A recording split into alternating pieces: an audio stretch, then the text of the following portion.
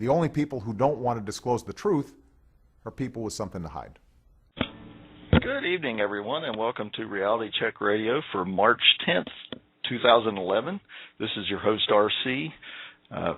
Welcome to the show again. This is my weekly show on politics and presidential eligibility. And we have a guest this week who couldn't be with us last week because some of his legislative business took priority. So I talked with Representative Hatfield yesterday, and we were able to reschedule him here tonight for a few minutes. So I certainly appreciate him giving up his time. Representative Mark Hatfield is from the 117th District in Georgia, from Waycross. He's a graduate of the fine University of Georgia Law School, and I believe he's also secretary of what's the equivalent of the Judiciary Committee. Representative Hatfield has introduced a bill on presidential eligibility, one of the so-called birther bills. There are about, depending on how you count, 10 or 12 of them. So without further ado, let's bring up Representative Hatfield. Good evening, Representative Hatfield. Welcome to the show. Good evening, RC. How are you doing? Hey, doing great. How are things down in Georgia real tonight? Quickly correct a couple of things. I'm from District 177 in Georgia, and I'm also I'm the vice chairman of the Judiciary Non-Civil Committee in the Georgia House. Okay, thank you. Sure. Misread the district there. Appreciate the corrections. So why don't we jump into it, because I know you said you only had about 20 minutes here tonight, so let's get right into the meat of it. Why did you submit the bill, and what's in the bill? Well, this is House Bill 401, and it's entitled the Presidential Eligibility Assurance Act. And this bill is basically a bill which would require that presidential and vice presidential candidates, in order to be included on the Georgia ballot in the presidential preference primary or in the general election, would have to submit documentary evidence of his or her satisfaction of the natural-born citizenship requirement, as well as the age and residency requirement of Article 2, Section 1 of the Constitution.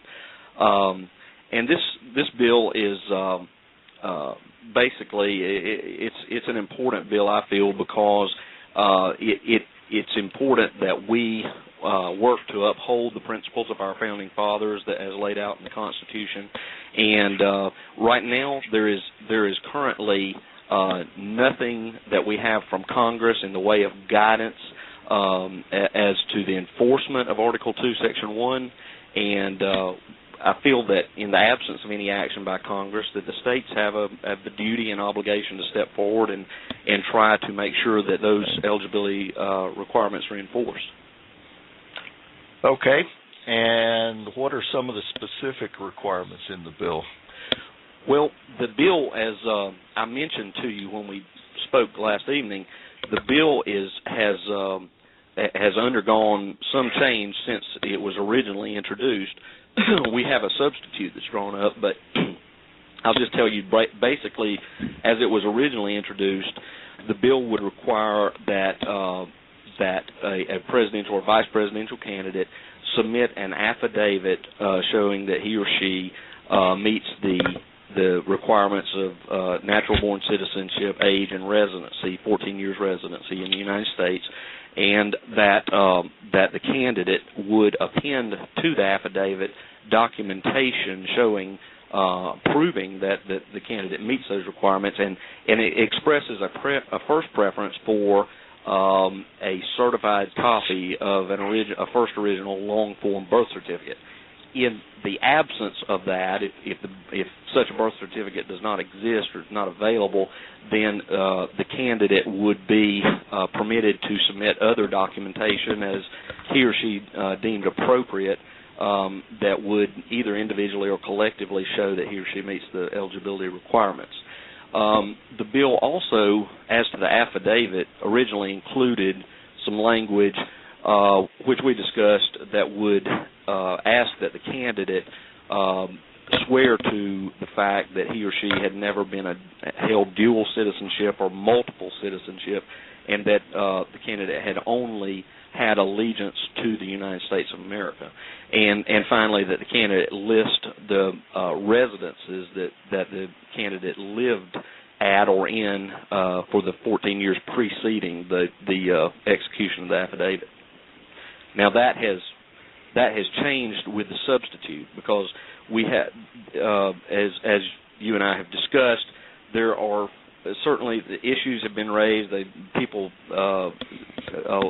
lot of people have claimed that it's a political bill, and so in order to allay concerns about the bill's potential political nature, I have proposed a substitute which would move the effective date of this bill to July 1st of 2013.